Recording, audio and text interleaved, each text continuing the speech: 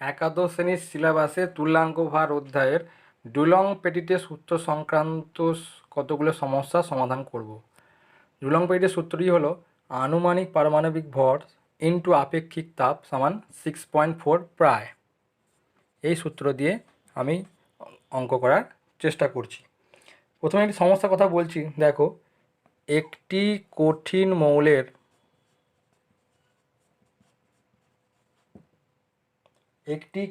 মৌলের আপেক্ষিক তুল্যাঙ্ক ভার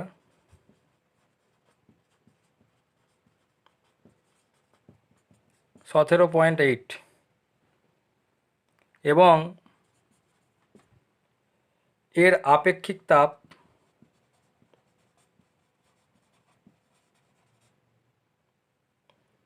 0.124 ক্যালোরি কেলভিন ইনভার্স গ্রাম ইনভার্স। মৌলটির যোজ্যতা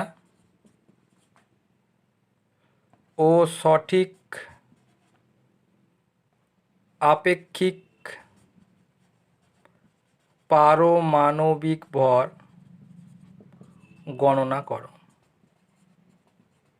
অঙ্কটা আবারও বললাম, কোনো কঠিন মৌলের আপেক্ষিক তুল্যাঙ্ক ভার 17.8, এর আপেক্ষিক তাপ 0.124 ক্যালোরি কেলভিন ইনভার্স গ্রাম ইনভার্স।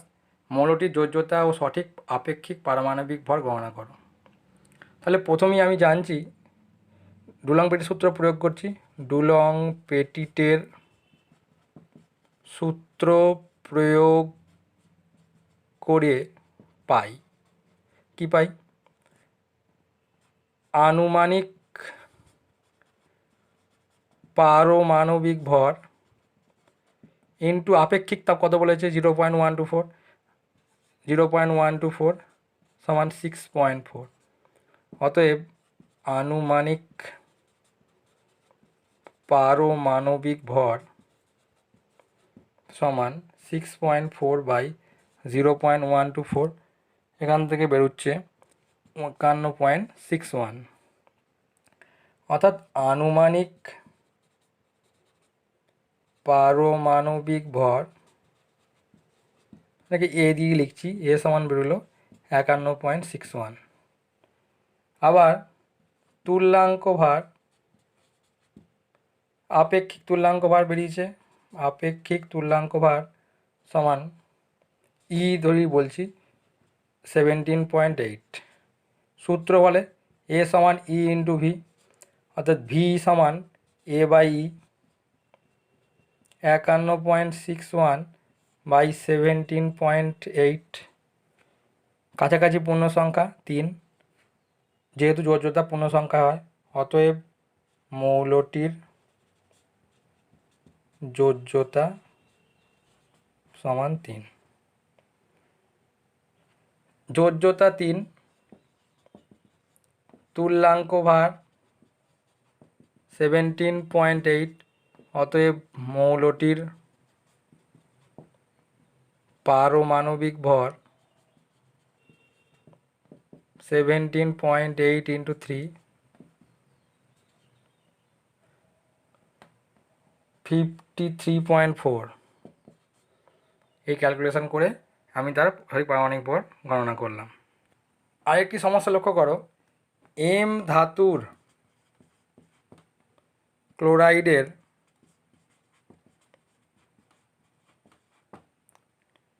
0.111 গ্রাম থেকে সম্পূর্ণ ক্লোরিনকে অদক্ষিপ্ত করতে 0.34 গ্রাম AgNO3 প্রয়োজন।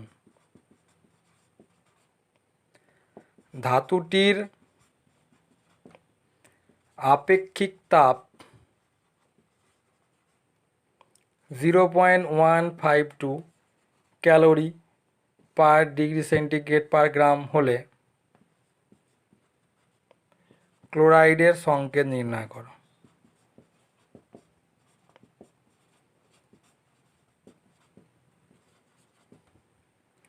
এই অঙ্কটা করতে যে প্রথমে আমি বলছি একটা সমীকরণ লিখছি, Cl minus plus AgNO3 AgCl plus AgCl plus NO3 minus.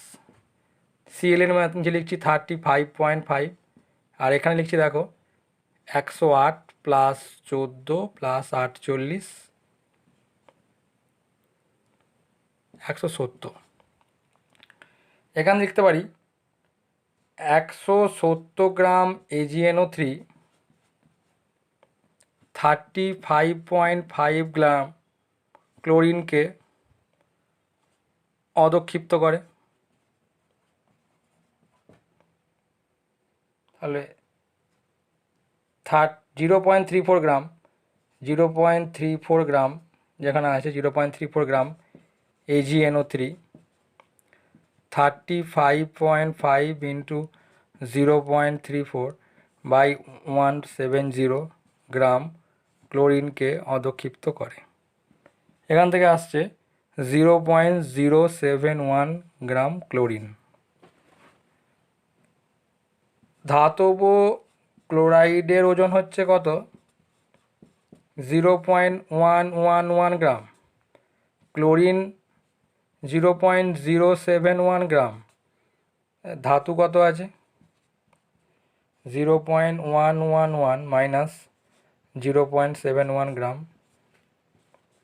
সমান 0.040 গ্রাম। এখান থেকে তুল্যাঙ্ক ভার নির্ণয় করার চেষ্টা করি। আমি লিখতে পারি 0.071 গ্রাম ক্লোরিন থেকে 0.040 গ্রাম ধাতু পাওয়া যায়। 35.5 গ্রাম ক্লোরিন থেকে 0.040 ইন্টু 0.071 বাই 35.5 গ্রাম ধাতু পাওয়া যায়। ক্যালকুলেশন করে পাচ্ছি 0.04 ইন্টু 35.5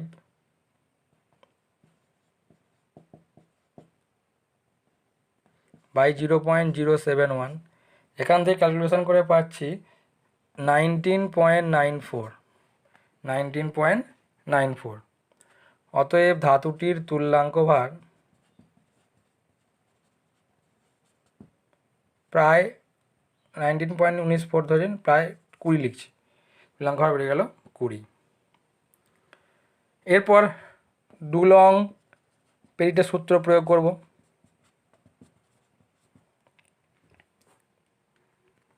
ডুলং পেরিটের সূত্র প্রয়োগ করে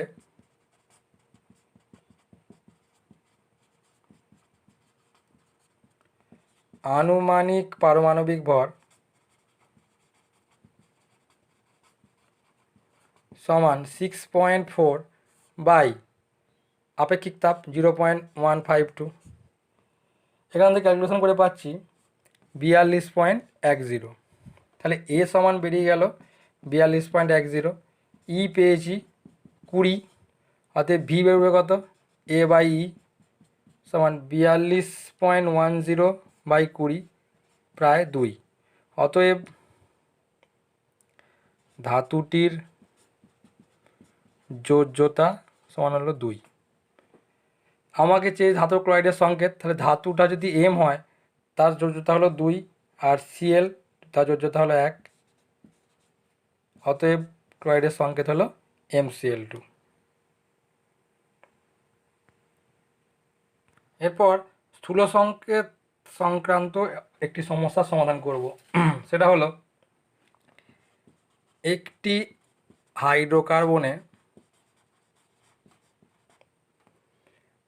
প্রতি 1 গ্রাম হাইড্রোজেনের সঙ্গে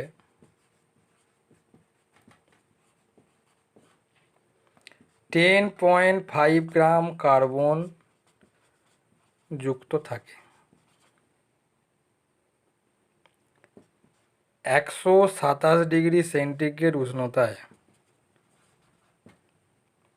1 ATM চাপে হাইড্রোকার্বনটির 1 লিটার বাষ্পের ওজন 2.8 গ্রাম। যৌগটির আণবিক সংকেত কত? এই অঙ্কটা আমাকে করতে হবে। তাহলে দেখো, সি হচ্ছে 10.5 আর এইচ হচ্ছে 1। C is to H, gram লিখছে এগুলো। C is to H 10.5 is to 1, তো 10.5/12 ইস টু 1/1। প্রথমে পারমাণবিক ভর দিয়ে ভাগ করতে হবে। এখান থেকে এলো 0.875 ইস টু 1। মিনিমাম নাম্বার 0.875 দিয়ে ভাগ করব। 0.875/0.875 ইস টু 1/0.875। এখান থেকে এলো 1:1.143। 7:8 আসছে। 7 দিয়ে গুণ করব, কারণ 7 দিয়ে গুণ করলে পূর্ণ সংখ্যায় আসবে। 7 দ্বারা গুণ করিয়া। অতএব স্থূল সংকেত হলো C7H8। স্থূল সংকেত C7H8 ইন্টু N, এটা হলো তার আণবিক সংকেত C7H8N। ক্যালকুলেশন করো। 12 × 7 প্লাস 8 × 1 N, আণবিক ভর বার করছি। আণবিক ভর 84 প্লাস 8 92 N হলো তার আণবিক ভর।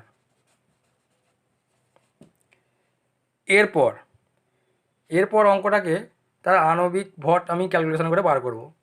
এটা থিওরিটিক্যালি 92 N বেরোলো। এখানে বলছে P1 সমান হচ্ছে 1 ATM, V1 সমান 1 লিটার, T1 সমান 127 প্লাস 273 কেলভিন, 400 কেলভিন। P2 হচ্ছে 1 ATM, V2 হচ্ছে জিজ্ঞাসা চিহ্ন, আর T2 হচ্ছে 273 কেলভিন। ক্যালকুলেশন করো। P1 V1/T1 সমান P2 V2/T2। 1 × 1/400 সমান 1 × V2/273। এখান থেকে V2 বেরোচ্ছে 273/400 এত লিটার। শর্তানুসারে 273/400 লিটারের ওজন 2.8 গ্রাম। 22.4 লিটার ওজন কত? 2.8 × 400 × 22.4/273 সমান পাচ্ছি 91.9, প্রায় 92। শর্তানুসারে 92N সমান 92, মানে আগে ক্যালকুলেশন করে আমি পেয়েছিলাম 92N পেয়েছিলাম স্থূল আণবিক ভর। এখানে ক্যালকুলেশন করে পেলাম 92, কারণ এখানে একটা তাপমাত্রায় দেওয়া ছিল, সেই তাপমাত্রাকে এনটিপিতে কনভার্ট করলাম। এনটিপিতে কনভার্ট করে তার ভরটাকে আমি 22.4 লিটার ওজনটা মানে আণবিক গুরুত্বটা বার করলাম। 92N মানে হচ্ছে আমার 92 বেরিয়ে গেল। N সমান বেরোলো 1। তাহলে C7H8 হোল টু দি পাওয়ার 1 আণবিক সংকেত হলো C7H8। স্থূল সংকেত সংক্রান্ত আরেকটি সমস্যা সমাধান করব। সেটা CHON দ্বারা গঠিত একটি যৌগের 0.5 গ্রামকে দহন করলে 1.44 গ্রাম CO2, 0.3785 গ্রাম H2O উৎপন্ন হয়। যৌগটির বাষ্প ঘনত্ব 53.5 হলে আণবিক সংকেত কত? এই অঙ্কটা করতে গেলেই প্রথমে আমি কার্বন ডাইঅক্সাইড থেকে কার্বনটা কত আছে বার করব। কার্বন ডাইঅক্সাইডে কার্বন হচ্ছে 12 আর অক্সিজেন দেখো 32 সমান 44 হয়। অর্থাৎ 44 গ্রাম কার্বন ডাইঅক্সাইডে কার্বন আছে 12 গ্রাম। আর আমার ক্যালকুলেশনে বলেছে 1.44, তাহলে 1.44 গ্রাম CO2তে সি আছে 12 ইন্টু 1.44 বাই 44। এখান থেকে বেরোলো 0.39 গ্রাম, কার্বন বেরোলো 0.39 গ্রাম। সেম জিনিস H2O, H2ওর ওজন হচ্ছে, হাইড্রোজেন হচ্ছে 2, অক্সিজেন হচ্ছে 16, 18, তার মানে 18 গ্রাম H2তে H আছে 2 গ্রাম, আর 0.3785 গ্রাম H2ওতে H আছে 2 ইন্টু 0.3785 বাই 18 গ্রাম। এখান থেকে আসছে 0.042 গ্রাম। তাহলে সি হলো 0.39, এইচ হলো 0.042, তাহলে এন কত হবে? এন সমান মোট যে পরিমাণ 0.5 মাইনাস 0.39 প্লাস 0.042। হাইড্রোজেন আর কার্বনের পরিমাণটা যোগ করে মোট পরিমাণ থেকে বিয়োগ করলেই আমি হাইড্রোজেনের পরিমাণটা পেয়ে যাব। এটা পাওয়া গেল 0.068 গ্রাম। তাহলে কার্বন বেরোলো 0.39, হাইড্রোজেন বেরোলো 0.042, হাইড্রোজেন বেরোলো 0.5 মাইনাস 0.39 প্লাস 0.042 মানে 0.068 গ্রাম। শুধু পরিমাণগুলো বেরোলো, আমাকে করতে হবে শতকরা পরিমাণ। সি সমান 0.39 গ্রাম, এইচ সমান 0.042 গ্রাম, আর এন সমান 0.068 গ্রাম। এখান থেকে করছি 0.39 বাই 0.5 ইন্টু 100, পার্সেন্টেজ এলো, এত পার্সেন্ট কার্বন আছে, সমান বেরোলো 78%। 0.042 বাই 0.5 ইন্টু 100, এত পার্সেন্ট, এখান থেকে এলো 8.4%। আর নাইট্রোজেনটা 0.068 বাই 0.5 ইন্টু 100, এত পার্সেন্ট, সমান এলো 13.6%। তাহলে C is to H is to N সমান হলো 78 ইস টু 8.4 ইস টু 13.6। এবার পারমাণবিক ভর দিয়ে ভাগ করি, 78/12 is to 8.4 by 1 is to 13.6 by 14। এখান থেকে এলো 6.5 ইস টু 8.4 ইস টু 0.97, ন্যূনতম 0.97, এটা দিয়ে তিনটাকে ভাগ করবো, 6.5 by 0.97 is to 8.4 by 0.97 is to 0.97 by 0.97। এখান থেকে এলো 6.7 ইস টু 8.6 ইস টু 1, অর্থাৎ 7:9:1। স্থূল সংকেত হলো C7H9N। আণবিক সংকেত কত হবে? আণবিক সংকেত C7H9N হোল টু দি পাওয়ার ছোটো n, এটা তো আণবিক সংকেত বেরোলো। এরপরে C7H9N হোল n আণবিক ভর কত হবে? আণবিক ভর হচ্ছে 7 × 12 প্লাস 9 × 1 প্লাস 14n এখান থেকে বেরোলো 84 plus N plus 14 N 107 N. আবার বাষ্প ঘনত্ব সমান 53.5, আণবিক গুরুত্ব কত হবে? 53.5 ইন্টু 2 মানে 107, অর্থাৎ শর্তানুসারে 107 এন সমান 107, এন সমান বেরিয়ে গেল 1, অর্থাৎ আণবিক সংকেত হবে